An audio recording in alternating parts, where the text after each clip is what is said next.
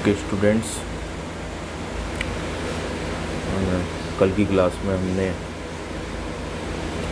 जो स्टडी किया था वो साइन इनवर्स का जो ये चैप्टर है, चैप्टर नंबर 2 है। ये चैप्टर नंबर 2 NCERT क्लास 12 का चैप्टर नंबर 2 है ये, ठीक है। तो इसके जो हमने कल की क्लास में डिस्कस करे थे, हमने डिस्कस करे थे साइन इनवर्स की जो रेंज और डोमेन है, ठीक है। इन द प्रीवियस क्लास, कल की क्लास में हमने डिस्कस करे थे, ठीक है। मैंने कहा था आपसे ये सब आपको याद करने पड़ेंगे। इसके जो लिमिट है और जो डोमेन्स हैं, रेंज और डोमेन्स, ये याद करने पड़ेंगे। ये बहुत इंपॉर्टेंट है। काफ़ी क्वेश्चन जो है इसके बेसिस पे सोल्व होते हैं, ठीक है। तो ये सब हमको याद करने पड़ेंगे। हमने कल बताया था, कल की क्लास में मैंने इसको डिस्कस किया है, ठीक है। अब हम आगे पढ़ते हैं और क्वेश्चनों को सोल्व करते हैं, ठीक है। सो जैसे कि पहला क्वेश्चन एग्जाम्पल में दिया हुआ है, हम इसको जो एग्जाम्पल में है,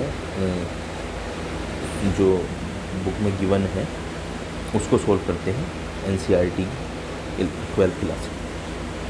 तो अगर आप देखें तो इसको कैसे, इसमें क्वेश्चन में पूछा है एग्जाम्पल 1 है, फाइंड द, ये क्वेश्चन है हमारा, ठीक है।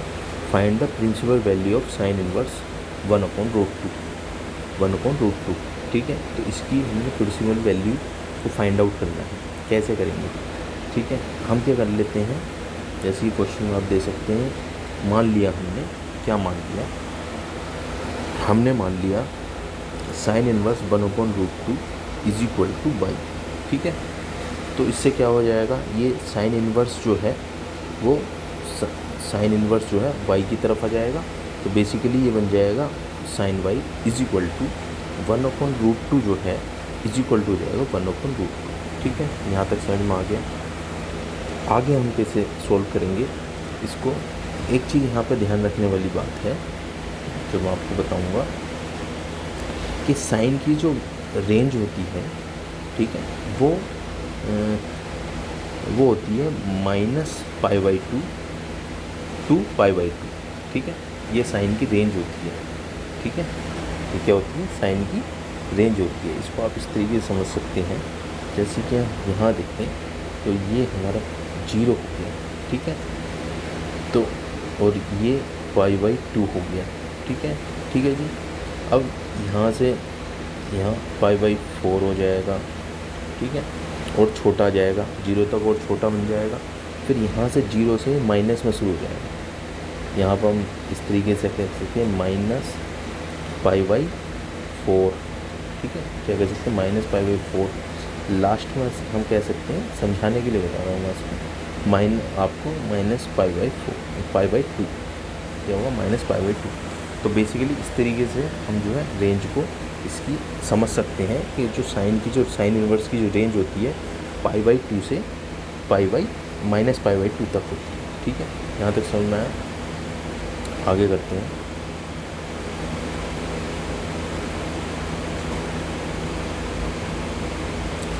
आगे चलते हैं। तो इसको हमने यहाँ तक, ये मैंने बता दिया आपको, ये आपको समझ में आ गया होगा कि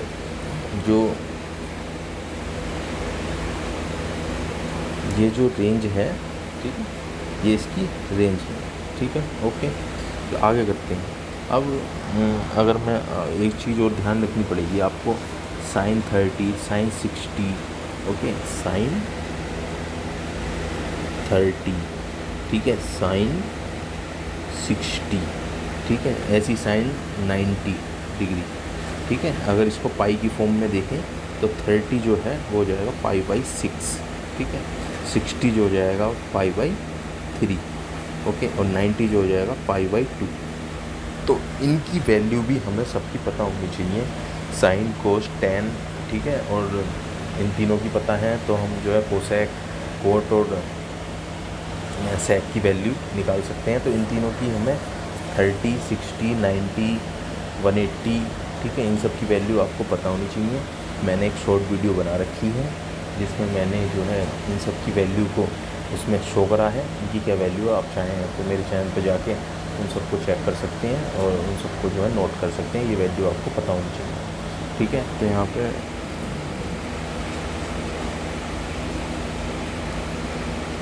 आगे बढ़ते हैं। तो इस क्वेश्चन में अगर आप देखो तो यहाँ पे